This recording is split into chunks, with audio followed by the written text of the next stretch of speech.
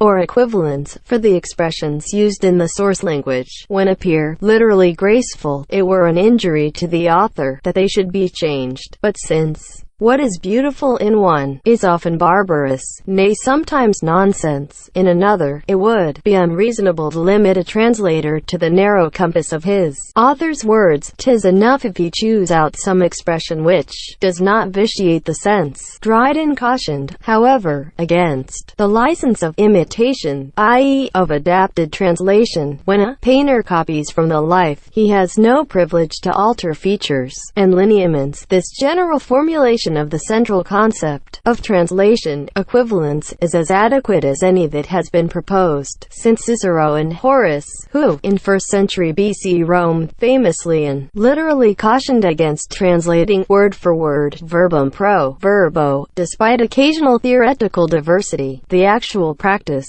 of translation has hardly changed since antiquity, except for some extreme metaphrasers in the early Christian period and the Middle Ages, and adapters in various periods, especially pre-classical Rome and the 18th century. Translators have generally shown prudent flexibility in seeking equivalents, literal where possible, paraphrastic where necessary, for the original meaning and other crucial values, e.g., style, verse form, concordance with musical accompaniment, or, in films, with speech articulatory movements as determined from context. In general, translators have sought to preserve the context itself by reproducing the original order of sememes, and hence word order, when necessary, reinterpreting the actual grammatical structure, for example, by shifting from active to passive voice, or vice versa. The grammatical differences between fixed word order languages, e.g. English, French, German, and free word order languages, e.g. Greek, Latin, Polish, Russian, have been no impediment in this regard. The particular syntax, sentence structure, characteristics of a text source language are adjusted to the syntactic requirements of the target language. When a target language has lacked terms that are found in a source language, translators have borrowed those terms, thereby enriching the target language. Thanks in great measure to the exchange of calques and loanwords between languages, and to their importation from other languages, there are few concepts that are untranslatable among the modern European languages. A greater problem, however, is translating terms relating to cultural concepts that have no equivalent in the target language. For full comprehension, such situations require the provision of a gloss. Generally, the greater the contact and exchange that have existed between two languages, or between those languages and a third one, the greater is the ratio of metaphrase to paraphrase that may be used in translating among thematists. However, due to shifts in ecological niches of words, a common etymology is sometimes misleading as a guide to current meaning in one or the other language. For example, the English actual should not be confused with the cognate French actual, present, current, the Polish aktualny, present, current, topical, timely, feasible, the Swedish aktual, topical, presently of importance, the Russian aktualny, urgent, topical, or the Dutch aktueel, current. The translator's role as a bridge for carrying across values between cultures has been discussed, at least since Terence, the 2nd century BC Roman adapter of Greek comedies. The translator's role is, however, by no means a passive, mechanical one, and so has also been compared to that of an artist. The main ground seems to be the concept of parallel creation found in critics such as Cicero. Dryden observed that translation is a type of drawing after life. Comparison of the translator with a musician or actor goes back at least to Samuel Johnson's remark about Alexander Pope playing Homer on a flageolet, while Homer himself used a bassoon. If translation be an art, it is no easy one. In the 13th century, Roger Bacon wrote that if a translation is to be true, the translator must know both languages, as well as the science that he is to translate, and finding that few translators did, he wanted to do away with translation and translators altogether. The translator of the Bible into German, Martin Luther, 1483 to 1546, is credited with being the first European to posit that one translator translates satisfactorily only toward his own language. L.G. Kelly states that since Johann Gottfried Herder in the 18th century, it has been axiomatic that one translates only toward his own language. Compounding the demands on the translator is the fact that no dictionary or thesaurus can ever be a fully adequate guide in translating. The Scottish historian Alexander Tytler, in his essay on the Principles of Translation, 1790, emphasized that assiduous reading is a more comprehensive guide to a language than are dictionaries. The same point, but also including listening to the spoken language, had earlier, in 1783, been made by the Polish poet and grammarian Anna Frykopczynski. The translator's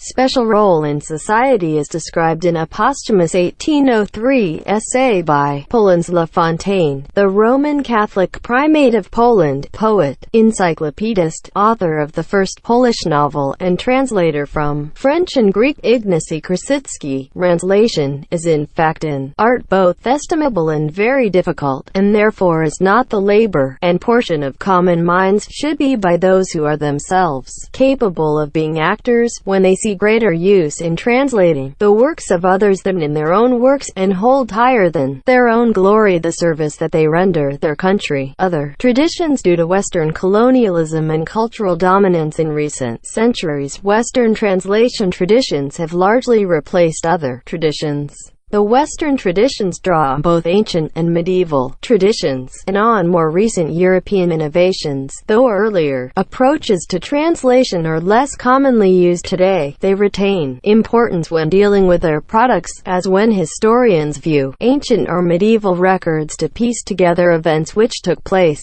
in non-Western or pre-Western environments. Also, though heavily influenced by Western traditions and practiced by translators taught in Western style educational systems, Chinese and related translation traditions retain some theories and philosophies unique to the Chinese tradition. Near East traditions of translating material among the languages of ancient Egypt, Mesopotamia, Assyria, Syriac language, Anatolia, and Israel, Hebrew language, go back several millennia. There exist partial translations of the Sumerian Epic of Gilgamesh, c. 2000 BCE, into Southwest Asian languages of the 2nd millennium BCE. An early example of a bilingual document is the 1274 BCE Treaty of Kadesh between the ancient Egyptian and Hittite empires. Asia. There is a separate tradition of translation in South, Southeast and East Asia, primarily of texts from the Indian and Chinese civilizations, connected especially with the rendering of religious,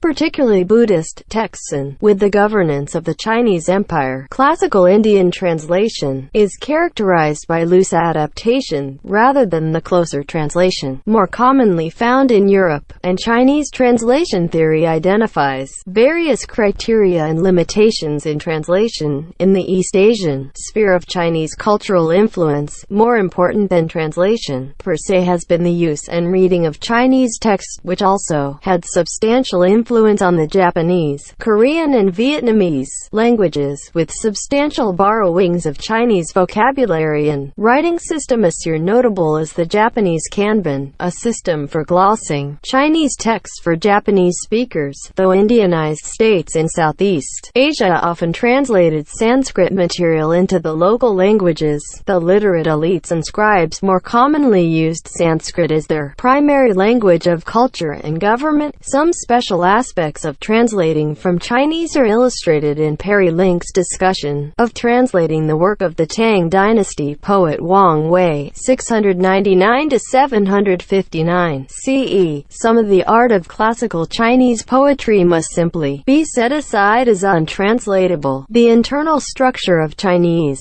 characters has a beauty of its own, and the calligraphy in which classical poems were written is another important but untranslatable dimension. Since Chinese characters do not vary in length, and because there are exactly 5 characters per line in a poem, like another untranslatable feature is that the written result, hung on a wall, presents a rectangle. Translators into languages whose word lengths vary can reproduce such an effect only at the risk of fatal awkwardness. Another imponderable is how to imitate the 1-2, 1-2-3 rhythm in which 5-syllable lines in classical Chinese poems normally are. Read. Chinese characters are pronounced in one syllable apiece, so producing such rhythms in Chinese is not hard and the results are unobtrusive, but any imitation in a Western language is almost inevitably stilted and distracting. Even less translatable are the patterns of tone arrangement in classical Chinese poetry. Each syllable character belongs to one of two categories determined by the pitch contour in which it is read. In a classical Chinese poem, the patterns of alternation of the two categories exhibit parallelism and mirroring. Once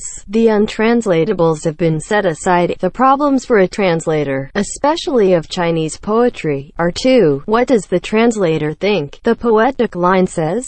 And once he thinks he understands it, how can he render it into the target language? Most of the difficulties, according to Link, arise in addressing the second problem, where the impossibility of perfect answers spawns endless debate. Almost always at the center is the letter versus spirit dilemma. At the literalist extreme, efforts are made to dissect every conceivable detail about the language of the original Chinese poem. The dissection, though, writes Link, normally does to the art of a poem approximately what the scalpel of an anatomy instructor does to the life of a frog. Chinese characters, in avoiding grammatical specificity, offer advantages to poets and, simultaneously, challenges to poetry translators that are associated primarily with absences of subject, number, and tense. It is the norm in classical Chinese poetry, and common even in modern Chinese prose, to omit subjects. The reader or listener infers a subject. The grammars of some Western languages, however, require that a subject be stated, although this is often avoided by using a passive or impersonal construction. Most of the translators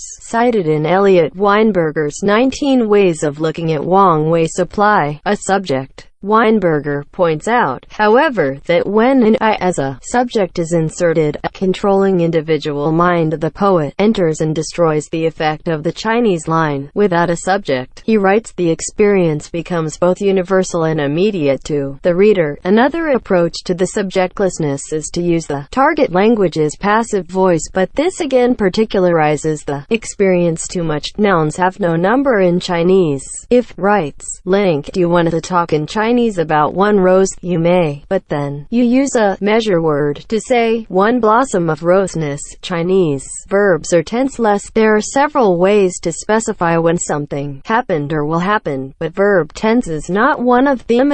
For poets, this creates the great advantage of ambiguity. According to Link, Weinberger's insight about subjectlessness, that it produces an effect both universal and immediate, applies to timelessness as well. Link proposes a kind of uncertainty principle that may be applicable not only to translation from the Chinese language, but to all translation.